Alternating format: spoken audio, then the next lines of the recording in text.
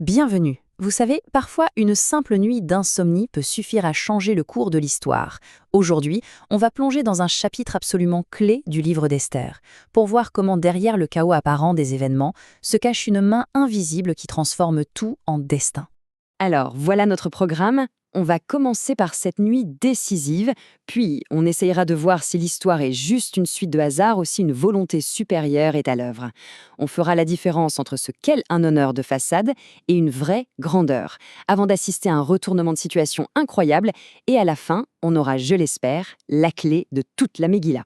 L'histoire, est-ce que c'est juste une accumulation d'événements sans queue ni tête? C'est la grande question que ce chapitre nous pose. En fait, il nous met au défi de regarder au-delà des apparences pour y chercher un sens, une intention cachée.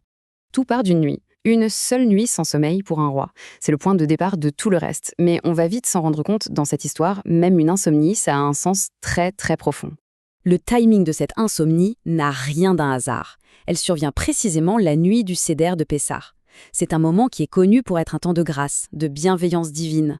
C'est quand même la nuit qui commémore la sortie d'Égypte, un autre moment où l'histoire a complètement basculé grâce à une intervention divine cachée. Ce passage, il est fascinant, parce qu'il y a une double lecture. Pendant que le roi terrestre, Assuérus, s'agite dans son lit, le roi de l'univers, lui, se prépare à entrer en scène. Le trouble de l'un est en fait le signe du réveil de l'autre. Alors, comment ce plan divin commence à se révéler? Eh bien, ça commence avec une demande toute simple. Le roi n'arrive pas à dormir, alors il veut qu'on lui lise les archives royales. Un livre d'histoire, quoi. Mais ce qu'il va y entendre va bien au-delà de simples faits du passé. Le roi demande donc ce livre, les Divrei Hayamim. Ce livre, c'est l'histoire factuelle, brute, une simple liste d'événements qui peuvent sembler sans âme. Mais pile à ce moment-là, alors qu'on lit cette histoire humaine, Dieu, lui, se souvient de deux mérites bien particuliers du peuple juif.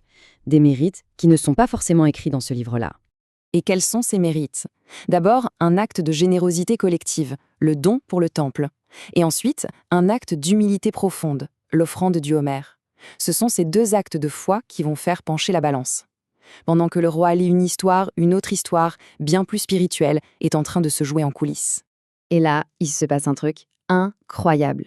Au sein même des archives, une lutte a lieu. C'est un vrai conflit de vision du monde qui se joue sur la page. Quelqu'un, un certain Shimshai, essaye carrément d'effacer la vérité, de rayer l'acte héroïque de Mardoché. Le Midrash résume ça avec une image géniale. Shimshai efface, Gabriel réécrit. D'un côté, une vision purement utilitaire de l'histoire, on garde ce qui sert, on jette le reste. De l'autre, la perspective divine, qui s'assure que la vérité et les bonnes actions ne soient jamais perdues. C'est à ce moment précis que le roi pose la question qui va tout faire exploser. Une question qui a l'air simple, mais qui va révéler le fond de la pensée de chacun et le cœur du conflit. Écoutez bien les mots qu'il utilise, yakar et gedoula. En français, on pourrait traduire les deux par honneur ou grandeur. Mais en hébreu, la différence est énorme. Ce n'est pas du tout une répétition, c'est la clé de tout ce qui suit. Alors, regardons ça de plus près.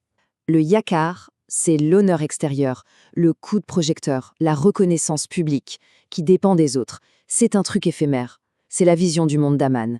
La Gédoula, par contre, c'est une grandeur qui vient de l'intérieur, une valeur intrinsèque, un statut permanent qui ne dépend pas des circonstances. C'est la nature même de Mardoché. En fait, le roi demande, est-ce qu'on lui a juste donné une petite tape dans le dos ou est-ce qu'on a reconnu sa vraie valeur? Et là, Aman, complètement aveuglé par son ego, entend la question et pense évidemment que le roi parle de lui. Il va donc décrire, avec plein de détails, le scénario de sa propre humiliation. Il imagine une parade grandiose, l'exemple parfait de cet honneur superficiel, ce fameux yakar. La scène est prête, le piège est tendu.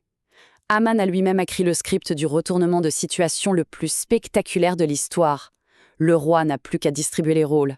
Et c'est un moment d'ironie absolument suprême. Le roi ordonne à Haman de faire exactement ce qu'il a décrit, mais pour Mardoché.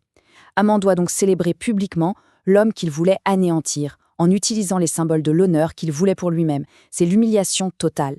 Et c'est là qu'on voit le point le plus important. Pendant que le monde d'Aman s'écroule, que fait Mardoché?